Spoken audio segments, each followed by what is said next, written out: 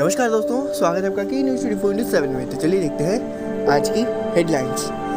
South Africa versus Australia live score world cup second semifinal 2023। Head gets 50 headlines, Australian in 213 run chase. David Miller's 101 off 11-16 balls almost single-handedly took South Africa to a score of 212 after Australia piled on the pressure in the first 20 overs and sent back the top 4 within the first 12. Australia came out with a bit between their teeth after Temba Babuma and chose to bat first at the Eden Garden, Kolkata. Mitchell Starc and Josh Hazlewood were relentless with their lines and length while the Australian fielders were flying around and stopping almost everything. It led to South Africa scoring just 22 runs in the first 11 overs and losing 3 wickets, including their batting tailsman Quinton de Kock. Matters got even worse as Hazlewood got Razzie van der Dusen in the 12th. That brought together South Africa's finisher Hendrik Klaasen and Miller in the 12th over of the innings itself. 2 overs later, rain made an appearance and South Africa were 44 by 4 in 14 overs. The match resumed just over 50 minutes later with no overs lost. Miller and Klaasen stated the proceeding for the protest before they started counter-attacking and putting some pressure on the Australians. The stand reached 95 in 11-13 when Travis had dismissed Klaasen on 47 of 14 in the 31st over. He then got Marco Jassin off the very next ball and Australia were right back on top. Gerald Coetzee then gave Miller able company and their pair put up 53 runs for the 7th wicket. Coetzee soon fell on 19 and Miller batted within the tail to eventually put up a gritty century. He fell soon thereafter on 101 of 116 balls and South Africa were all out for 212 in the final over. Israel bombs home of Hamas political chief Ismail Haniyeh, shares video. Israel troops have struck the house of top Hamas leader Ismail Haniyeh in Gaza. The Israel Defense Forces shared a video today of fighter jet bombing a house which they claim is Ismail Haniyeh's. Haniyeh is the head of Hamas political bureau and among the highest ranking official in the organization and governs Gaza. He is regarded as the head of the Hamas by several countries. Israel claims Haniyeh's house was used as terrorist infrastructure and was being used as a meeting point by senior Hamas leader to direct terror attack against Israel's civilians and IDF soldiers. Today in politics, Nada to release BJP manifesto for Rajasthan polls, Amit Shah and Tong Rajsamawat. BJP National President JP Nada will release the party election manifesto for Rajasthan in Jaipur Thursday. The state is going to the polls on November 25. The BJP Sankalp Patra manifesto is based on a suggestion of more than 1 crore people through the party's outreach programs like Akanksha Peti, emails and social media platforms, claimed Union Minister Arjun Ram Meghwal, who is the convener of the party's manifesto committee. Bangladesh to hold parliamentary elections on January 7. Bangladesh will hold parliamentary elections on January 7th. Its election commission has announced as deadly protests by opposition parties demanding the Prime Minister's resignation have rocked the country. The 12th parliamentary election will be held on January 7 in 300-seat. Chief Election Commissioner Habibul Awal said on Wednesday in a live television broadcast urging parties to hold talks to resolve the political crisis. The main opposition Bangladesh Nationalist Party, whose top leaders are either jailed or in exile, has already said it will boycott the polls if Prime Minister Sheikh Hasina does not resign and transfer power to a non-partisan caretaker government to oversee the general election. Uttarakhand tunnel crash news. All tunnels being constructed in Uttarakhand will be reviewed, Chief Minister Pushkar Singh Dhami said on Thursday after drilling began at the Silkyara tunnel with a heavy-duty machine to rescue 40 laborers trapped there for 4 days. Meanwhile, 3 special aircraft of the Indian Air Force on Wednesday brought a 25-ton heavy auger machine to speed up effort to rescue 40 laborers trapped in the Silkyara tunnel of Uttarkashi district, part of which collapsed after a landslide on Sunday. The auger machine, having a penetration rate of the new machine is 4 to 5 meters per hour, was brought from Delhi. The auger machine, brought in 3 batches by Hercules aircraft of the Air Force, landed at Chinnaliasur Airport. It was taken to the tunnel site through a green corridor. Kerala CM urges investors to partner in state flourishing tourism sector. Chief Minister Pinarayi Vijayan on Thursday called upon investors to become partners in Kerala transformation into a world-class economy by investing in the state flourishing tourism sector.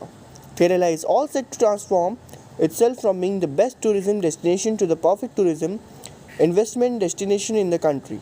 By investing in Kerala tourism, you will also be a part of this tremendous transformation, the Chief Minister said while inaugurating tourism investors meet here.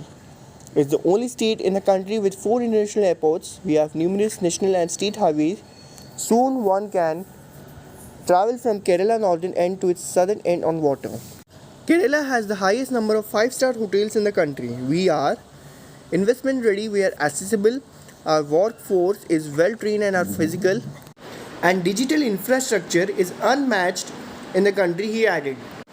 National Epilepsy Day 2023. Know its significance, symptoms and prevention BKG. In India, National Epilepsy Day is observed every year on November 17 to spread awareness about epilepsy and its impact on individuals, families and society. The day was established by Dr. Nirmal Surya and the Epilepsy Foundation of India. Its goal is to help people who cannot afford treatment and dispel myths about epilepsy while creating awareness about its symptom and management. According to the World Health Organization, about 50 million people worldwide have epilepsy and India account for 10 to 20% of this global burden. Luckily, about 70% of the people with epilepsy can manage their seizures with medication or certain types of surgery.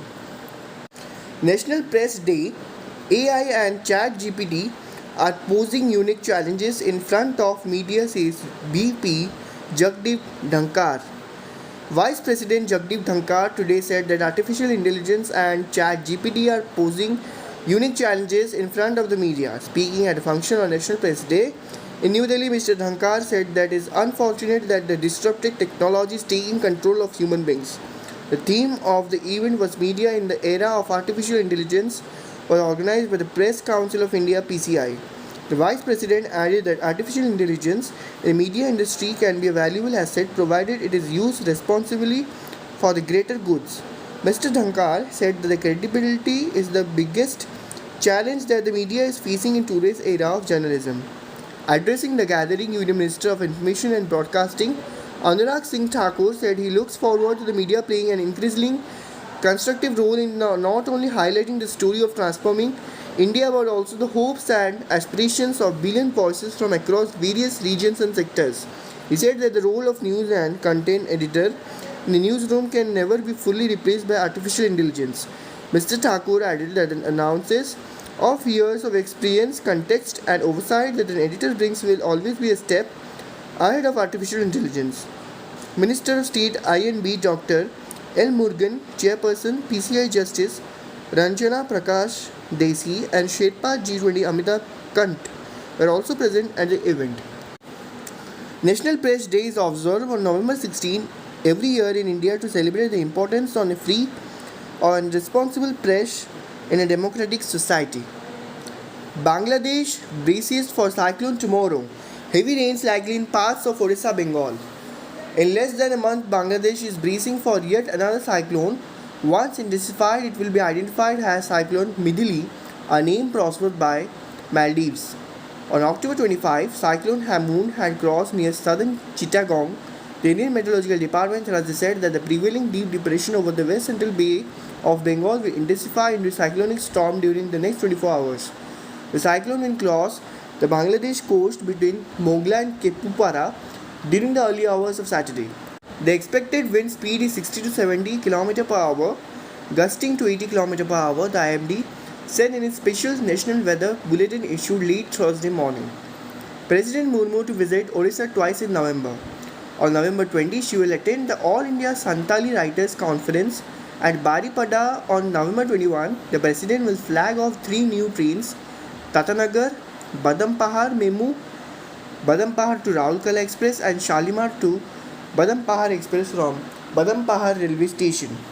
President Draupadi Murmu will visit her home state Odisha twice this month, officials said. Her visit to this month will be from November 20 to 22 and the second from November 26 to 27. During her first visit, she will embark on a 32-kilometer train journey from Badampahar railway station to Rairangpur, her native place in Mayurbhanj district. This would be her third visit to the state after assuming office in July last year. On November 20, she will attend the All India Santali Writers Conference at Baripada. On November 21, the President will flag off 3 new trains, Tatnagar, Badampahar Memu, Badampahar to Raulkala Express and Shalimar to Badampahar Express from Badampahar railway station. The President will also virtually inaugurate the new Rairangpur Postal Division and physically release a commemorative special cover. She will also virtually inaugurate different projects of the Ministry of Tribal Affairs. Murmu will also attend the 15th annual convocation of the Veer Surendra Sai University of Technology, Burla, as the chief guest. November 22, the President will be the chief guest as the launch of the National Education Campaign Realizing India Through Spiritual Empowerment organized by Brahma Kumaris at the Sambalpur. On a second visit, she will arrive in Bhubaneswar on November 26 and attend the Bayata Bandhan Utsav organized by the Paradip Port Authority.